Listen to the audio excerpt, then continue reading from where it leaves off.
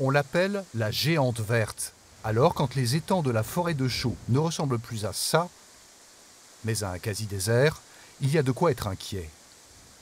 C'est la première fois qu'on le voit aussi bas. Donc il y a une première raison qui est que dans la gestion des étangs, bien évidemment, de temps en temps, il faut les curer, donc les vider.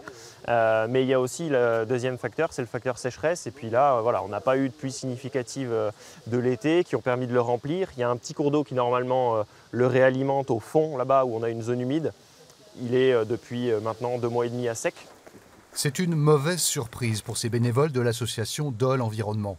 Les étangs sont des lieux de reproduction pour les amphibiens, grenouilles, salamandres, tritons, déjà victimes par milliers de la route.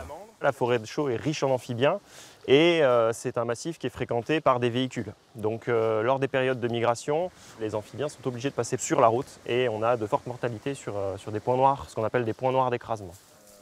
Pour éviter que les amphibiens ne soient écrasés, nos bénévoles débroussaillent donc des passages sous la route.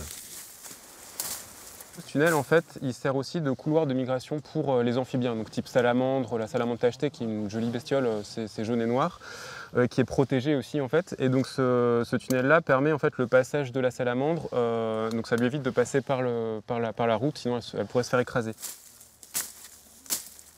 Des heures de travail avec cette année une incertitude. Et si le manque d'eau ne ruinait pas tous leurs efforts, si toute la forêt de Chaux ne souffrait pas à son tour, l'industrie franc-comtoise du bois pourrait bien être une prochaine victime de la sécheresse.